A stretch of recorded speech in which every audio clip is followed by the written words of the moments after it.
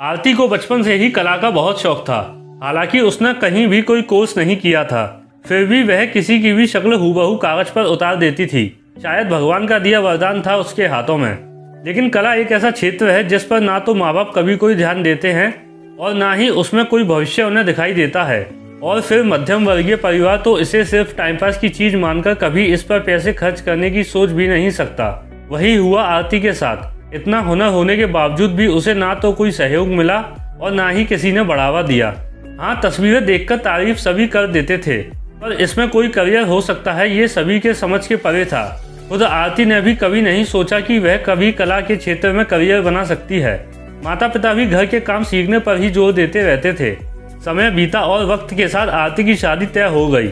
आरती ने अपने होने वाले पति मनोज को खूबसूरत सी तस्वीर बनाकर गिफ्ट की, जिसे देखकर वह भी चौंक गया। मनोज ने यहाँ तक कह दिया कि अगर वह शादी के बाद चाहे तो अपने शौक को जारी रख सकती है। आरती को ये जानकर बहुत खुशी हुई कि उसके पति को उसके हुनर की कदर है। शादी के बाद मनोज ने अपने ही कमरे में एक मेज रखवा दी, जहाँ आरती ने अपनी कला से संबंधित सभी चीजें, drawing book, canvas, colour, brush वगैरह सजा कर रख दिए। आरती को इतना सहयोग और समर्थन कभी अपने मायके में भी नहीं मिला था, इसलिए आरती बहुत खुश थी। घर के कामकाज के बाद आरती रोज थोड़ी देर कुछ न कुछ बनाती रहती। हालांकि अब उसे वक्त बहुत कम मिलता था। सास, ससुर, ननद और देवर से भरा पूरा परिवार था। आरती पर भी घर की जिम्मेदारियों का भार बढ़ता जा रहा था। वैसे तो उसे कोई भी अपने शौक को पूरा करने से नहीं रोकता था, लेकिन घर का काम छोड़कर तस्वीरें बनाना भी आरती को नहीं भाता था। सास ससुर की सेवा और देवर ननद की फरमाइशों में आरती इतना फंस गई कि उसका शौक उन्हीं में कहीं खोकर रह गया। अब वह उस मेज तक तभी पहुंचती जब उस पर पड़ी धूल को साफ करना होता। मेज तो साफ हो जाती, पर सपनों पर पड़ी धूल ज्यों की त्यों ही रह जाती। ननद शादी कर अपने घर चली गई और घर की जिम्मेदारियों में हाथ बटाने के लिए देवरानी भी आ गई। पर अब आरती खुद के 2 बच्चों की जिम्मेदारियों में भी आ गई थी।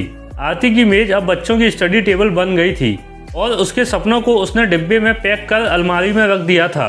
जाने कब वह डिब्बा स्टोर रूम में चला गया और आरती पूरी तरह से अपने सपनों से दूर घर गृहस्थी के चक्री में फंस कर रह गई। समय के साथ साथ ससुर भी देवलोक को सुधार गए। देवर अपने परिवार को लेकर दूसरे शहर में शिफ्ट हो गया।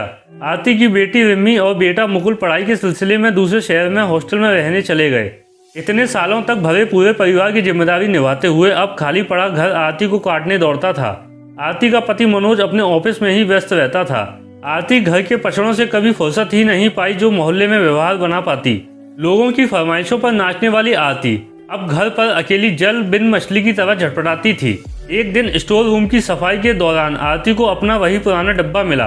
डिब्बा तो हमेशा नजर के सामने था, पर जिम्मेदारियों में फंसी आरती ने हमेशा अपने सपनों को अनदेखा कर दिया था। पर आज उसने उस डिब्बे को स्टोर रूम से निकाला और काफी देर तक उसमें रखी अपनी पुरानी कलाकृतियों को देखती रही।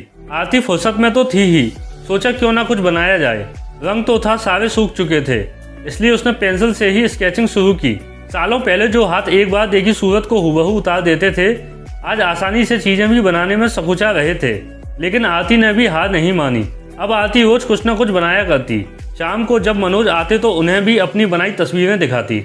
मनोज भी जी भर के उसकी तारीफ करते और उसका पूरा सहयोग करते। आरती बाजार जाकर अपनी जरूरत का सामान भी ले आई। अब उसे पता चला कि 20 साल पहले की अपेक्षा अब बाजार में कला से संबंधित काफी अच्छे और सस्ते सामान भी मिल जाते हैं। महीने भर की प्रैक्टिस के बाद आरती में फिर से वही आत्मविश्वास और हाथ की सफाई आ गई थी। एक दिन उसने अपनी फैमिली फोटो की तस्वीर बनाई और उसकी फोटो अपनी बेटी रिम्मी के पास भेजी। रिम्मी भी अपनी माँ की दबी प्रतिभा के बारे में जानती थी और जब उसने अपनी माँ की बनाई तस्वीर को देखा तो वह दंग रह गई। उसने अपनी माँ की जी भर कर तारीफ की और व्हाट्सएप, फेसबुक और इंस्टा जैसे अपने अकाउंट्स पर हर जगह अपनी माँ की बनाई पेंटिंग शेयर कर दी। रिम्मी के दोस्तों और परिवार वालों ने तस्वीर को बहुत पसंद किया। रिम्मी के कई दोस्तों ने तो आरती से अपना पोर्ट्रेट बनाने की फरमाइश भी कर दी और आरती मना भी नहीं कर पाई। आखिर उसकी इतनी तारीफ जो हो रही थी और उसे अपना सपना पूरा करने का मौका भी मिल रहा था। आरती को ये जानकर बहुत खुशी हुई कि 20 साल पहले लोग कला को लेकर इतना उत्साहवर्धन नहीं करते थे जितना आज करते हैं। वो खुशी खुशी लोगों की पेंटिंग बना दिया करती। रविवार का दिन था, छुट्टियों में दोनों बच्चे भी घर आए हुए थे। सभी हंसी खुशी डाइनिंग टेबल पर बैठे नाश्ता कर रहे थे कि रिमी ने अपनी माँ से कहा, मम्मा आप अपनी कला को ही अपना व्यवसाय क्यों नहीं बना लेती? मतलब मैं कुछ समझी नहीं। आरती के चेहरे पर आश्चर्य के भाव उभर आए। देखिए मम्मा, आज कितने लोग आपसे अपना पोर्ट्रेट बनवा रहे हैं। इसका मतलब आपके अंदर प्रतिभा है और आप अपनी पेंटिंग्स बेच भी सकती हैं। तो अब तुम चाहती हो मैं बाजार में दुकान खोल कर बैठूं और बिजनेस ना चला तो बेकार का नुकसान होगा। ना बाबा ना, मेरे शौक को शौक ही रहने दो, बेमतलब के प्रश्नों में मुझे नहीं पड़ना है। आरती ने अपना पल्ला झाड़ने का प्रयास किया। आपसे कौन बोल रहा है कि आप दुकान खोलो? आजकल तो बिना दुकान के भी बिजनेस होता है। अब देखो ना, आपकी एक तस्वीर को मैंने अपने सोशल अकाउंट्स पर शेयर किया और वो जाने कितने लोगों तक पहुंच गई। और आपका हुनर भी, आपने कई सारे लोगों की फ्री में तस्वीर बनाई है और लोगों ने आपका काम भी पसंद किया है। तो क्यों ना अब आप अपने काम का मुनाफा भी लो, घर बैठे बिजनेस करो और अपना शौक भी पूरा करो। रिमी ने आंख मटकाते हुए अपनी बात खत्म की। पर ये सब होगा कैसे? मनोज ने भी अपनी उत्सुकता जाहिर की। आप चिंता मत करो, उसके लिए आपके बच्चे हैं ना। हाँ मम्मा, मैंने और मुकुल ने सब कुछ सोच लिया है। आप बस अपना शौक पूरा करो। आपके हुनर को लोगों तक पहुंचाने का काम हमारा है, वह भी बिना किसी इन्वेस्टमेंट के। जिस इंटरनेट को आप रोज गालियां दिया करती हो, अब उसी की बदौलत हम आपको फेमस कर देंगे। मुकुल आरती को छेड़ते हुए हंसने लगा। जैसा तुम लोग ठीक समझो, मुझे क्या करना है बस वह बताओ। आरती अभी भी संशय में लग रही थी। आपको सिर्फ अपने सपनों को कैनवस पर उतारना है।